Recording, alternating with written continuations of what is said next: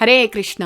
మనకున్నటువంటి ఎన్నో ఆధ్యాత్మిక గ్రంథాల్లో అంటే పద్మపురాణము, గరుడ పురాణం, స్కంద పురాణం, హరినామ చింతామణి వంటి గ్రంథాలలో తులసీదేవి గురించి ఎంతో చక్కగా వివరించబడినది. పద్మపురాణం ప్రకారం తులసీదేవికి 8 పేర్లు ఉన్నాయి. అవి బృందావని, బృంద, విశ్వపూజిత, పుష్పసార, నందిని, కృష్ణజీవని, విశ్వపావని మరియు తులసి.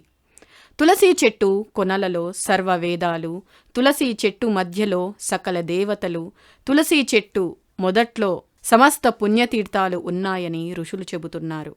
ఎవరైతే భక్తిభావంతో నాటుతారో, నీరు పోసి ఆరాధిస్తారో, వినయ విధేయతలతో స్మరిస్తారో అటువంటి వారికి తులసి కల్పవృక్షం అనడంలో సందేహం లేదు.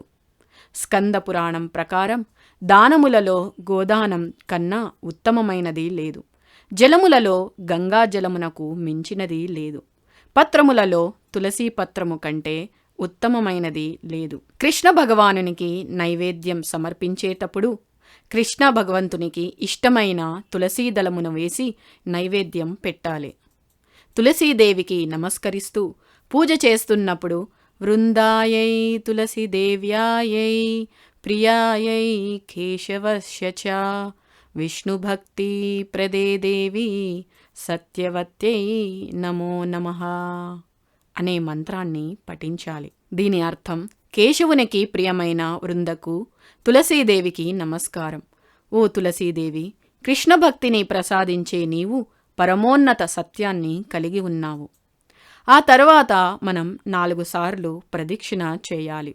ప్రదక్షిణం చేసే సమయంలో యాని కాని చ పాపాని బ్రహ్మహత్యాదికాని చ తాని తాని ప్రణశ్యంతి ప్రదక్షిణ పదే పదే అనే మంత్రాన్ని పఠిస్తూ ప్రదక్షిణ చేయాలి.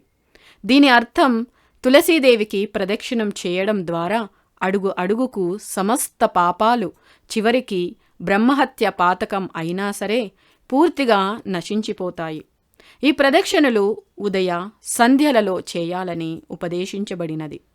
ప్రదక్షిణ తరువాత తులసి మొదలలో ఉన్న మట్టిని నుదిటిన లేదా శిరమున ధరించడం ఎంతో మంచిది.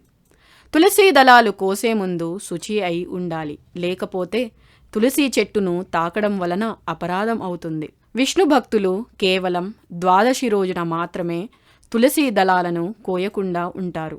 సహజంగా అమావాస్య రోజు, పౌర్ణమి రోజు మరియు ఆదివారం రోజు కూడా తులసీ దళాలను కోయకూడదు. ద్వాదశి రోజు తులసీ దళాలను కోయడం ఆయుక్షీణమునకు కారణం అవుతుంది.